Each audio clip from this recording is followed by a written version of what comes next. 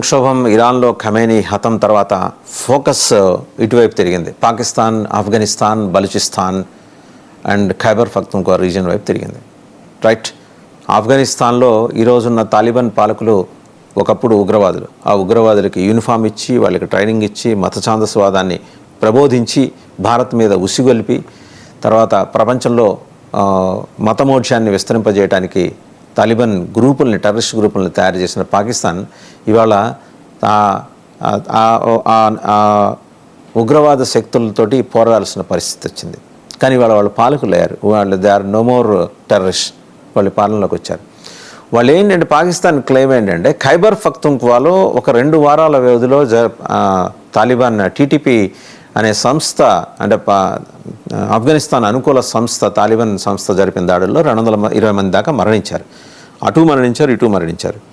మసీదుల్ని target చేసుకొని, ప్రార్థనా మందిరాలని target చేసుకొని వాళ్ళు దాడులు చేస్తున్నది కూడా ఎవరు, ఆ షియా ప్రార్థనా మందిరాల మీద దాడులు జరుగుతున్నాయి. కొన్ని చోట్ల సున్నీ ప్రార్థనా మందిరాల మీద కూడా దాడులు జరుగుతున్నాయి. చనిపోతున్నారు. అటు మిలిటరీ, పాకిస్తాన్ మిలిటరీ సైన్యం చనిపోతుంది, పాకిస్తాన్ పోలీసు చనిపోతున్నారు, పౌరులు, సాధారణ పౌరులు చనిపోతున్నారు. ఇప్పుడు పాకిస్తాన్ చేస్తున్న పెద్ద ఆరోపణ ఏంటంటే ఈ ఖైబర్ పఖ్తూన్ఖ్వా ఉగ్రవాద సంస్థ టీటీపీ వెనకాల ఉన్నది భారతదేశం. దీన్ని అజిత్ దోవల్ గారు దగ్గరుండి ట్రైనింగ్ ఇప్పించి పంపిస్తారు. అజిత్ దోవల్ గారు ఒక్కటే పని, వాళ్ళ మీదకి రోజు పొద్దున 10 to 5 వాళ్ళకి ట్రైనింగ్ ఇచ్చి పాకిస్తాన్ మీద ఎగదోయటం. బుద్ధి ఉండాలి మాట్లాడే పాకిస్తాన్కి. బేసిక్గా నువ్వు ఒక ఉగ్రవాద ప్రాంతాన్ని, నిన్ను దేశం అంటానికి కూడా లేదు. ఒక యూఆర్ ఏ రోగ్ కంట్రీ. ప్రపంచం మొత్తం నిన్ను రోగ్ కంట్రీ అనే, మిగిలిన దేశాలు అయితే యూఆర్ ఏ రోగ్ కంట్రీ. ఇవాళ మీరు చేస్తున్న ఎలిగేషన్, వాళ్ళ రక్షణ మంత్రి ఖవాజా ఆసిఫ్ ఓపెన్గా ఆయన వచ్చేసాడు, చెప్తున్నాడు ఏమని, దీని వెనకాల భారతదేశం ఉందని. మీ దగ్గర ఉన్న ఆధారాలు ఏంటి? Non state factors. నువ్వేం చెప్తున్నావు? ఆపరేషన్ సింధూర్ వెనకాల నేరుగా పాకిస్తాన్ ఇన్వాల్వ్మెంట్ ఉందని చెప్పిన తర్వాత నాన్ స్టేట్ ఫ్యాక్టర్స్తో మాకు సంబంధం ఏంటి? నిజమే, మీకు సంబంధం ఉండదు. మీ ఐఎస్ఐకి అయితే సంబంధం ఉంది. మీ ఐఎస్ఐ ఎగదోసిన తాలిబాన్లే ఈరోజు మళ్ళీ మీ మీద పడ్డారు. భస్మాసుర హస్తం అంటారు. మీ నెత్తిన మీ చెయ్యే పెట్టుకుంటున్నారు. ఆ చేతిలో ఉగ్రవాదానికి సంబంధించిన మీ ఈ మొత్తం భావజాలం అంతా ఉంది. ఆ భావజాలం మిమ్మల్ని కాల్చేస్తుంది. ఇది చాలా స్పష్టంగా ఆవిష్కృతమవుతున్న దృశ్యం. సో ఇవాళ తాలిబాన్ కూడా రిటాలియేషన్ చేస్తుంది. సో మనం చూస్తున్నాం ఖవాజా ఆసిఫ్ని. ఈయన ఒకడు ఒక నిక్కచ్చి మనిషి. మనం కన్యాశుల్కం నాటకంలో గిరీశం లాంటి వాడు ఈయన ఏదన్నా అంటే మొహమాట లేకుండా, తప్పైనా ఒప్పైనా మొహమాట లేకుండా చెప్పేస్తాడు. వాళ్ళ చేతకానితనాన్ని గురించి చెప్తాడు, వాళ్ళ అడుక్కు తినే స్వభావం గురించి చెప్తాడు, వాళ్ళ దగ్గర లేమితనాన్ని గురించి చెప్తాడు. ప్రతి నెల వసూలు చేసుకోవడానికి వాళ్ళ అసీం మునీర్ అమెరికా వెళ్ళి ట్రంప్ దగ్గర ఈ బిచ్చం ఎత్తుకునే పాత్ర ఎట్టా పట్టుకుంటాడు అన్నీ చెప్తాడు. ఈయన చెప్పింది ఏంటంటే ఈరోజు వాళ్ళు పెంచి పోషించిన ఉగ్రవాదమే వాళ్ళ మెడకు చుట్టుకుంటుందనే విషయాన్ని చాలా పరోక్షంగా చెప్పుకుంటూ వస్తున్నాడు. మరి వాళ్ళే కదా వీళ్ళని తయారు చేసింది. ఇవాళ వాళ్ళు పరిపాలనా పగ్గాలు చేపట్టారు.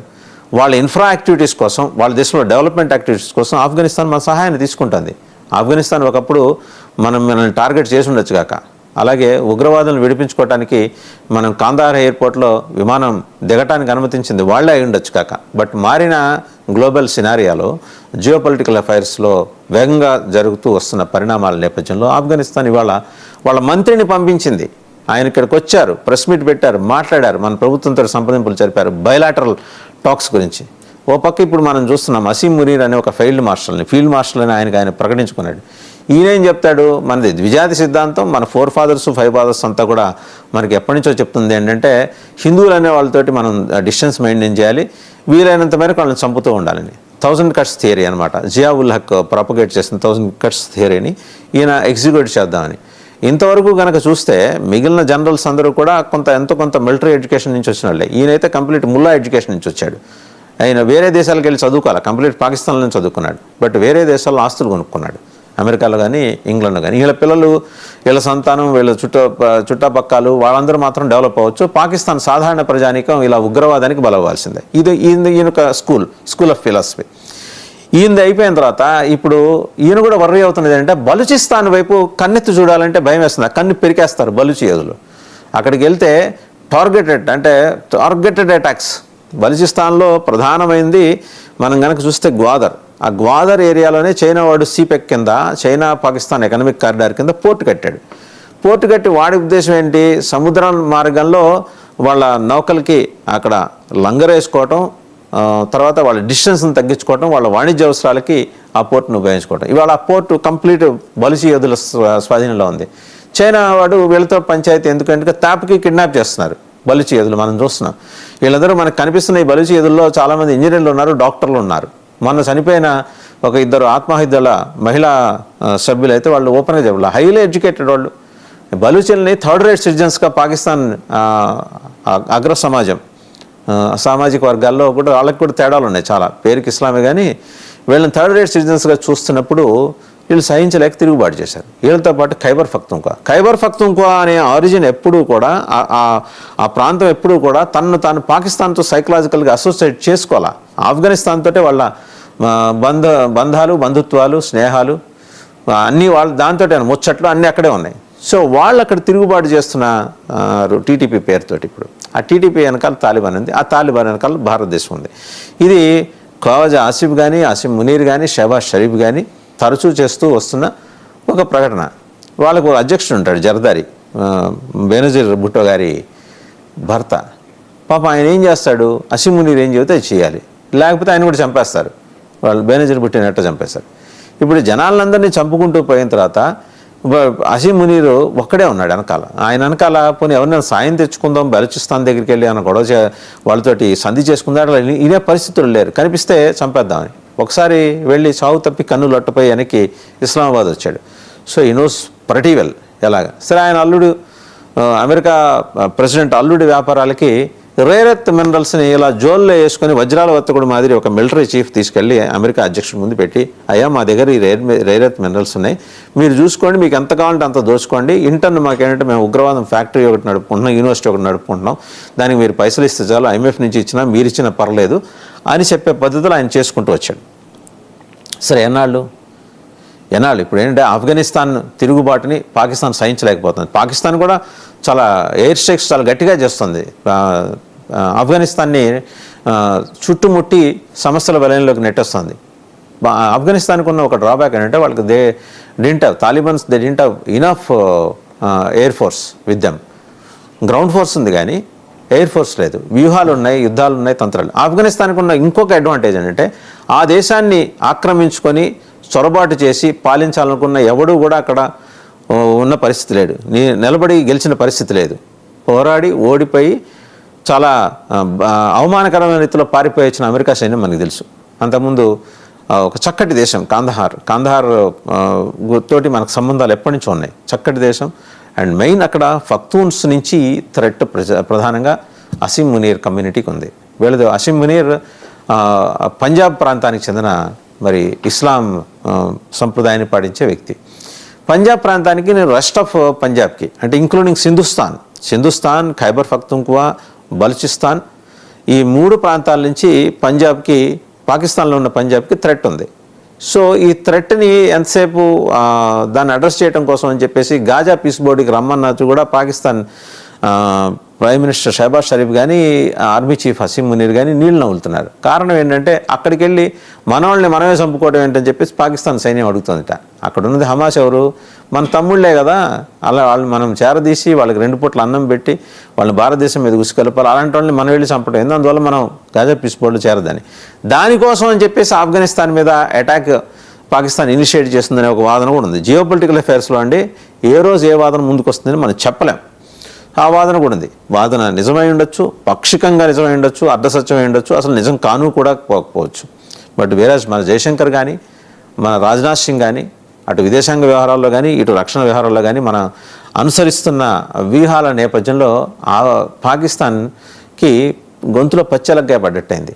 ముందు చూస్తే ఆఫ్ఘనిస్తాన్, వెనక చూస్తే బలూచిస్తాన్, ముందు చూస్తే నువ్వు, వెనక చూస్తే గొయ్యిలాగా, ఎటు పోదామన్నా కూడా అడ్రస్ చేసుకోలేని పరిస్థితి. ఒక పక్క సింధుస్థాన్లో ప్రజల తిరుగుబాటు. ఎందుకంటే ఎప్పుడైతే సింధు వాటర్ ట్రీటీ నుంచి మనం పాకిస్తాన్ సస్పెండ్ చేశామో, మనమేమి పాకిస్తాన్ని పూర్తిగా ఈ చల్లదని అనలా, నువ్వు ఉగ్రవాదం నుంచి బయటికి రా, నీకు నీళ్లు వదులుతామని చెబుతున్నాం. అది ఎడారి ప్రాంతంలో మారిపోయింది. అండ్ ఒక ఆ సింధు రాష్ట్ర ముఖ్యమంత్రి అయితే ఆమె ఖరీదైన జట్టు కొనేసిందట. వాళ్ళ రాష్ట్ర బడ్జెట్ని మించిన ఖర్చు పెట్టి ఖరీదైన జట్టు. ఈ విలాసాలు అవసరమా అని చెప్పేసి అటు నిలదీస్తున్నారు. అక్కడ ఉన్నది ప్రజాస్వామ్యమా, మిలిటరీ పాలకుల, మత ఛాందస్వాదం కలబోసిన ప్రజాస్వామ్యాన్ని క్లెయిమ్ చేసుకుంటున్న ఉగ్రవాదులు అంటే మిలిటరీ డ్రెస్ చేసుకున్న ఉగ్రవాదులు పరిపాలిస్తున్నారా?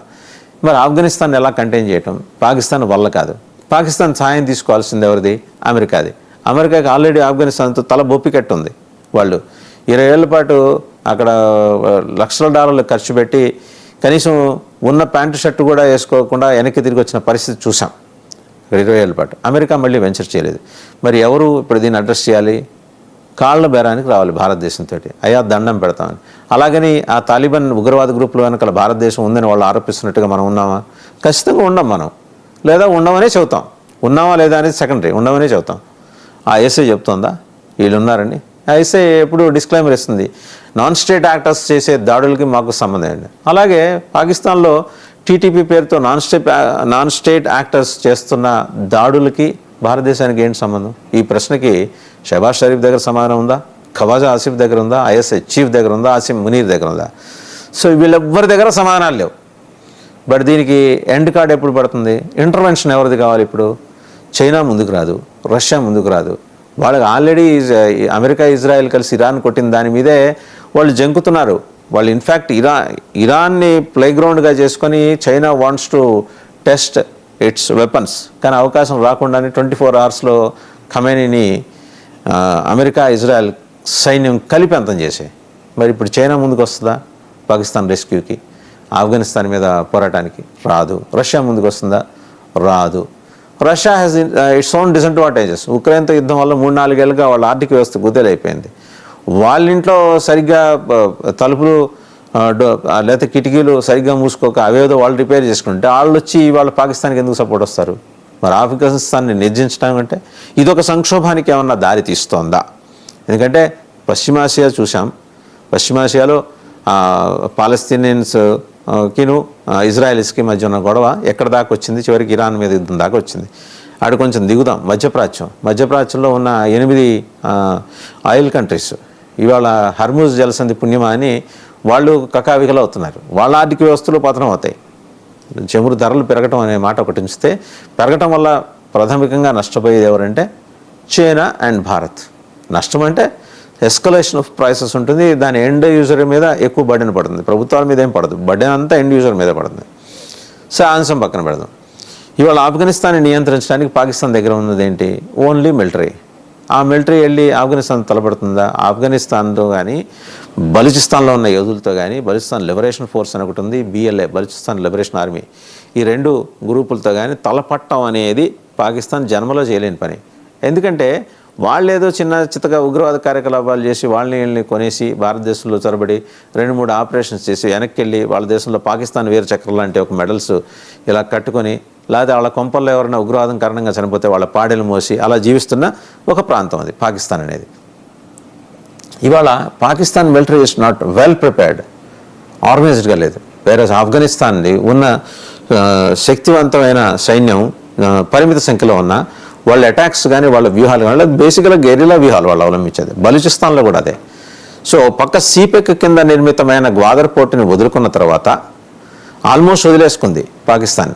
రెవెన్యూ సోర్సెస్ అన్నీ కూడా కంప్లీట్ మృగ్యమైన తర్వాత ట్రంప్ గారు అల్లుడి కోసం బలూచిస్తాన్లో ఐడెంటిఫై చేసిన ఈ రేర్ ఎర్త్ మినరల్స్ ఉన్న స్పాట్స్ మీద కంట్రోల్ తెచ్చుకోవడానికి ప్రయత్నిస్తున్న వేళ బలూచీలు చేస్తున్న తిరుగుబాటు వల్ల అసీం మునీర్ పడుతున్న వేదన అంతా ఇంత కాదు. అటేమో వెళ్ళి ఆయనకి మాటిచ్చి కూర్చున్నాడు, నెల వెళ్ళి వసూలు చేసుకుంటున్నాడు. కానీ ఇక్కడికి వచ్చేప్పటికీ ఇక్కడ క్యారీ అవుట్ చేయలేకపోతున్నాడు. రేపు పొద్దున ట్రంప్ కోపం వస్తే నష్టపోయేది ఆఫ్ఘనిస్తాన్ కాదు, పాకిస్తాన్. మరి ఈ క్రమంలో వీళ్ళ వ్యవహార శైలి ఎలా ఉండబోతోంది? ఆఫ్ఘనిస్తాన్ని కంటైన్ చేయడానికి అమెరికా దగ్గర ఏమన్నా ఆయన మళ్ళీ కండువా ఏమన్నా భుజం మీద వేసుకొని వచ్చి ఆయన ఏం చేయబోతున్నాడు? దీస్ ఆర్ ద థింగ్స్ ఇక్కడ మనం గమనించాల్సిన విషయం ఏంటంటే, ఈ సంక్షోభం నేపథ్యాన్ని భారతదేశం వైపు తిప్పటానికి, భారతదేశం వేరెత్తి చూపడానికి పాకిస్తాన్ చేస్తూ వస్తున్న ఈ ప్రయత్నాలని అమెరికా నిజంగా మరి అడ్రస్ చేస్తుందా? ఎందుకంటే ఉగ్రవాదం మీద మీరు ఊపిరి సలపని పోరని ప్రకటన చేస్తున్నారు కదా ట్రంప్ గారు. పాకిస్తాన్ ఉగ్రవాదం మీకు కనపట్టలేదా? ఇరాన్కి మించి వాళ్ళు చేస్తున్న దుర్మార్గపు చేష్టలు మీకు కనబట్టలేదా? కిరాణా హిల్స్ కొట్టిన తర్వాత వాళ్ళ అణ్వస్త్ర వ్యవస్థలు నిర్వీర్యమైపోయి ఆల్మోస్ట్ కుదేలైపోయిన పరిస్థితి మీకు తెలియదా? ఇవాళైనా మీరు కంట్రోల్ చేస్తారా? లేకపోతే మా మీద నిరంతరం చేస్తున్న ఉగ్రవాద దాడులకి మేమే సమాధానం చెప్పాలా? ఇప్పటివరకు ఏంటంటే దాడులు జరిగితే అక్రాస్ ద టేబుల్ కూర్చొని మాట్లాడుకుందాం అనే ఒక పద్ధతిలో ఉన్నాం భారతదేశం. వెరాజ్ ఈరోజు అఫెన్సివ్ మోడ్లోకి వచ్చింది భారతదేశం, డిఫెన్స్ మోడ్లో కాదు. దాడి చేస్తావా నీకు రిటాలియేషన్ ఉంటుంది ఖచ్చితంగా. సో ఈ క్రమంలో మనం ఏదో తాలిబన్స్కో లేకపోతే బలుచి యోధులకో మనం ట్రైనింగ్ ఇచ్చి అక్కడికి పంపిస్తున్నాండి. మీ కొంపలు ఆర్పుకోవడానికి మీరు చాలు, పక్క దేశాలు అక్కర్లేదు. So this is all about Pakistan and Afghanistan war, wherein Balochistan యోధులు, బలూచి లిబరేషన్ ఆర్మీ కానీ బలూచి లిబరేషన్ ఫోర్స్ కానీ వాళ్ళు చేస్తున్న పోరాటాలు ఎటుకు దారి తీస్తాయనేది. ఎందుకంటే ఫోకస్ ఇప్పటివరకు ట్రంప్ అటు పెట్టాడు, ఇరాన్ మీద పెట్టాడు. దానికి 45 రోజులు ప్రియాంబుల్ ఎక్సర్సైజ్ చేసుకున్నాడు. గెరాల్డ్ ఫోర్డ్ అనే ప్రపంచంలోనే అతిపెద్ద యుద్ధ నౌక, ఫ్లోటింగ్ సిటీ అంటారు, తేలియాడే నగరం అంటారు, దాన్ని పంపించాడు. USS Abraham Lincoln already was there in the Gulf, Persian గల్ఫ్లో ఉండింది. ఇదేమో నిన్న ఇజ్రాయెల్ జలాల మీదుగా ఇరాన్ వైపు కదిలింది. సో ఈ ఫోర్సు ఇదంతా కూడా తీసుకొచ్చి మరి టర్న్ చేసి మరి పాకిస్తాన్ మీద గురి పెడతాడా ట్రంప్? ఇక్కడ వ్యక్తి ప్రయోజనాలు చూసుకుంటాడా, దేశ ప్రయోజనాలు చూసుకుంటాడా? ఏషియాలో శాంతి స్థాపన కోసం ఆయన యుద్ధాలు చేయడం ద్వారా సాధిస్తున్న శాంతిని గుర్తించి, ఆ పీస్ని గుర్తించి వచ్చే ఏడాది నోబెల్ బహుమతి కోసం ఏమన్నా ట్రై చేసుకుంటాడా? These are all the questions to be answered. So ఇది ప్రస్తుతానికి.